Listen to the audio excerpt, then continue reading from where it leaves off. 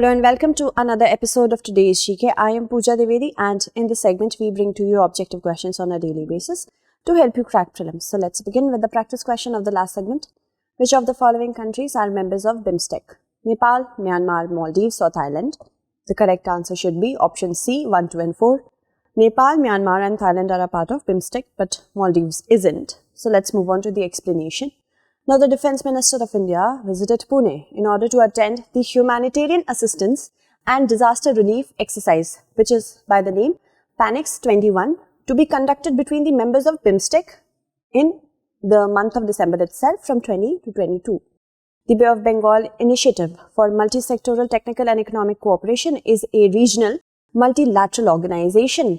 5 of these 7 countries, India, Nepal, Sri Lanka, Bhutan and Bangladesh, are from South Asia, while the remaining 2, Thailand and Myanmar, are from Southeast Asia. The group remained dormant for many years, till it was revived a few years ago as an alternative to the SAARC, which remains burdened with the bilateral issue of India and Pakistan and now China, which, despite having the potential, has not been able to move forward, right? Secretariat of BIMSTEC is at Dhaka, remember that, in Bangladesh. Let's move on to the next question. He started an English newspaper called Bande Matram, cleared the Indian Civil Services examination like you all, contributed articles to the magazine Jugantar and developed a kind of yoga called Integral Yoga. So as you can see, this question is burdened with, overwhelmed with so many facts. The correct answer to this question is option A, Aurobindo Ghosh. The Prime Minister of India is heading an extensive 53-member committee that has been set up to mark the 150th birth anniversary of spiritual leader Sri Aurobindo. The 150th birth anniversary falls on August 15, 2022 and coincides with the India at 75 celebrations mooted by the centre, called Azadi Ka Amrit Mahotsav. Sri Aurobindo was a renowned and important personality in the history of Indian resurgence and Indian nationalism. He was born in Calcutta on 15th August 1872, passed the ICS examination, securing 11th rank out of 250 candidates. He wrote copiously, and his greatest literary achievement was Savitri, which is an epic poem about having 24,000 lines. He developed a kind of yoga called Integral Yoga. Moving on, he and his brother's revolutionary buddy Ghosh contributed articles to the magazine Jugantar, which inspired many young people to take up revolutionary work. In 1905, Aurobindo started an English newspaper called Bande Matram. In May 1908, Aurobindo was arrested in connection with the Alipore conspiracy case or Alipore bomb case. Let's move forward. The Belagavi border dispute recently seen in the news is between which of the following states? The correct answer to this question is option D, Maharashtra and Karnataka. An interstate dispute on linguistic lines between Karnataka and Maharashtra goes back to the period of independence and the reorganization of states, 1956. It has reared its head again in the Belagavi region of Karnataka, which is an area in Karnataka. It has a sizable Marathi-speaking population. It has been at the heart of the 5-decade-old border war between Karnataka and Maharashtra. Maharashtra's claim on Belagavi and surrounding areas of Karwar, Bidar and Gulbarg districts in Karnataka, it was based on Marathi-speaking population and linguistic homogeneity. On the other hand, Karnataka holds the view that the settlement of boundaries as per the State Reorganization Act is final. Moving on to the next question, with reference to the Islamic Development Bank, consider the following statements. The purpose of the bank is to foster economic development in accordance with the principles of Sharia. The basic conditions for membership of this bank is to have a certain proportion of the total proportion of the country to be Muslim. So we have to select the correct statement.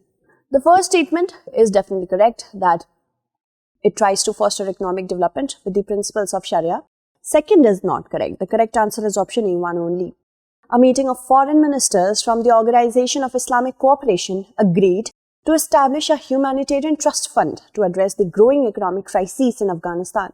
The fund will be set up under the Islamic Development Bank to channel aid to Afghanistan in coordination with other groups. The Islamic Development Bank is an international financial institution. It was established in pursuance of the Declaration of Intent issued by the Conference of Finance Ministers of Muslim countries. The conference was held in Jeddah in December 1973 and the bank was formally opened in October 1975. The purpose of the bank is to foster the economic development and social progress of member countries and Muslim communities. individually as well as jointly in accordance with the principles of Sharia, that is the Islamic law. The bank's principal office is in Jeddah in the Kingdom of Saudi Arabia, and the present membership of the bank consists of 56 countries. The basic condition for membership is that the prospective member country should be a member of the OIC. This is first. Secondly, pay its contribution to the capital of the bank and be willing to accept such terms and conditions as may be decided upon by the IDB Board of Governors. Moving on to the next question with reference to the Beas River. Which of the following statements is or are correct? It originates near the Rohtang Pass. It meets the Satluj River at Hurricane Punjab, and it lies entirely within Indian territory. So we have to select the correct statement or statements. All of them are correct. The correct answer is option D. Beas River originates near the Rohtang Pass at a height of 4,062 meters above the sea level, on the southern end of the Pir Panjal range, close to the source of the Ravi. It is a tributary of the Indus River, and it meets the Satluj at Hurricane Punjab, which is comparatively a small river which is only 460 km long but lies entirely within the Indian territory. Moving on. It forms a gorge at Kati and Largi in the Dhauladhar range, and the major tributaries of the Beas River are Bain, Banganga, Luni, Uhal, along with Baner, Chakki, Gaj, Harla, Mamuni, Parvati, Patlikulal, Senj, Suketi and Tirthan. Remember that. Consider the following statements regarding the National Commodities and Derivatives Exchange (NCDEX). It deals primarily in agricultural commodities in India, and it is founded by the National Stock Exchange of India and the National Bank for Agricultural and Rural Development. So we have to select the correct statement or statements. Both are correct. The correct answer is option C. Recently, the Securities and Exchange Board of India has banned the derivative trade of 7 agricultural commodities on the futures platform of National Commodities and Derivatives Exchange for the year. NCDEX is an online commodities exchange dealing primarily in agricultural commodities in India and is a public limited company which was established on 23rd April 2003 under the Companies Act of 1956. Moving on, the exchange was founded by some of India's leading financial institutions such as ICICI Bank Limited, the National Stock Exchange of India and the National Bank for Agricultural and Rural Development, among the others. These include 25 contracts for agricultural products, and NCDEX is run by an independent board of directors with no direct interest in agriculture. Moving on. With respect to parliamentary standing committees, consider the following statements. These are constituted from time to time in pursuance of the provisions of an Act of Parliament only. Devi Srimati Rama is the current chairperson of departmentally related standing committee of Social Justice and Empowerment. So we have to select the correct statement. Not only by the Act of Parliament but by the rules of Lok Sabha, it can also be formed. So first is incorrect. Second is definitely correct. The correct answer is option B. The Prohibition of Child Marriage Amendment Bill 2021, which seeks to enhance the legal minimum age of marriage of a girl from 18 to 21 across all religions, it has been sent to the Standing Committee of the Parliament for further discussion and scrutiny. It means a committee which is appointed or elected by the House, nominated by the Speaker. It works under the direction of the Speaker and presents its report to the House or the Speaker and the Secretariat for which it is provided for by the Lok Sabha Secretariat. Parliamentary committees are of two kinds, standing and ad hoc. Standing committees are permanent and regular. These are constituted from time to time in pursuance of the provisions of an Act of Parliament or rules of procedure and conduct of business in Lok Sabha. The work of these committees is of continuous nature. Devi Srimati Rama is the current chairperson of the departmentally related Standing Committee of Social Justice and Empowerment. Moving on. Consider the following statements with respect to the budget presented in the Parliament. According to Article 112 of the Indian Constitution, the Union budget of a year is referred to as the annual financial provision. The budget contains just 3 components: estimates of revenue and capital receipts, ways and means to raise the revenue, and estimates of expenditure. So we have to select the statement which is or are not correct. The first statement is not correct because it's not annual financial provision but annual financial statement. Second is also not correct because there are more components to it. The correct answer is option C. Finance Minister Nirmala Sitharaman will hold pre-budget consultations with prominent economists in New Delhi today, and it will be held in a virtual mode. She said this through a tweet. According to Article 112, the Union budget is referred to as annual financial statement. It is a statement of estimated receipts and expenditures of the government of the financial year. If we talk about the components, estimates of revenue and capital receipts, ways and means to raise revenue, estimates of expenditure, details of the actual receipts and expenditure of the closing financial year and the reasons for any deficit or surplus in that year, the economic and financial policy of the coming year, taxation proposals, prospects of revenue, spending program and introduction of new schemes and projects are also a part of it. Advancement of budget was changed in 2017, with the presentation to be taken into account from 1st of February. It was earlier presented at the last working day of February. Can you tell me in the comment segment why it happened? Merger of railway budget and the general budget also happened in that year, and doing away with plan and non-plan expenditure was also the issue that was solved.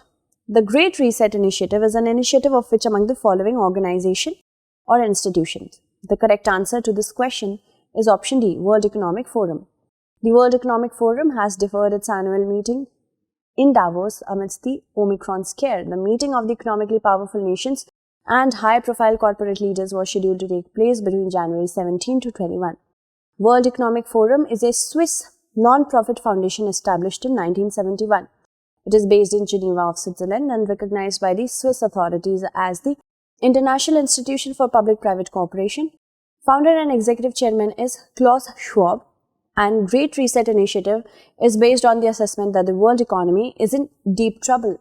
The world must act together, jointly and swiftly to revamp all aspects of our society and economies, from education to social contracts and working conditions, and every country must participate and every industry from oil to gas to tech must be transformed, and in short there should be great reset of capitalism. Moving on. With respect to Hong Kong's political and historical background, consider the following statements. Hong Kong used to be under British control but was handed back to the Chinese in 2000. It is administered under a one country, two systems principle. The basic law of Hong Kong is meant to last until 2030. So we have to select the correct statement. Now Hong Kong was handed over to China by the British in the year 1997. So that makes first statement incorrect. Second is definitely correct. Third is also incorrect because the basic law, which is also known as the mini constitution of Hong Kong, is to be continuing till 2047. Moving on, the correct statement should be option 2. B.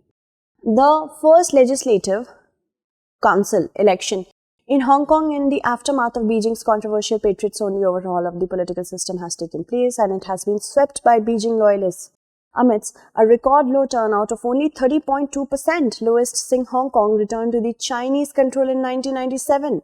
Hong Kong, which is officially known as the Hong Kong Special Administrative Region of the People's Republic of China, it is a city and special administrative region of China on the eastern Pearl River Delta in South China. Moving on to the next statement, and it says that it was handed over to China in 1997, being administered under one country, two systems policy. It was meant to protect certain freedoms for Hong Kong which no other part of mainland China has, such as freedom of assembly and speech and independent judiciary and some democratic rights. Now, these freedoms are enshrined in Hong Kong's mini constitution, which is known as the Basic Law. It is to be there till 2047. As you can see, Hong Kong stays there. Moving on, consider the following statements with respect to Swachh Bharat Mission Urban 2.0. It will be implemented over 5 years from 2021 to 2026 with an outlay of 1.41 lakh crore. And it focuses on not the source but the target segregation of garbage and reduction in single-use plastic. So we have to select the correct statement. Yes, if we talk about the first statement, this is definitely correct. And it focuses on the source segregation and not target segregation of garbage. From where it is collected, it will be segregated there only. And reduction in single-use plastic is also there. So the second statement is not correct. First is correct. The correct answer is option A. In a written reply to the Rajya Sabha, the Minister of State for Housing and Urban Affairs highlighted the focus areas of SBM Urban 2.0 and Atal Mission for Rejuvenation and Urban Transformation, that is AMRUT. The Ministry of Housing and Urban Affairs is the nodal ministry for the scheme, and this was announced in the budget of 2021-22.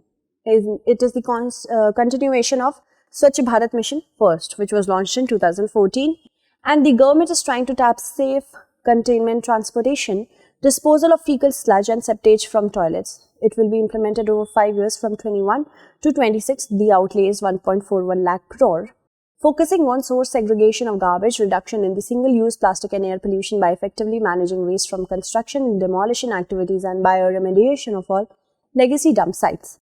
Under the mission, all wastewater will be treated properly before it is discharged. Moving on. Chillai Kalan occasionally remains in the news. It refers to which of the following? Intense dry period of Ladakh region, special shawls of Himachal, intense winter period of Kashmir Valley, famous handicraft work of Ajmer. So, kindly answer it correctly in the comment segment. That's it for today. Tomorrow we shall meet again with another segment. Until then, stay updated and thank you so much for watching.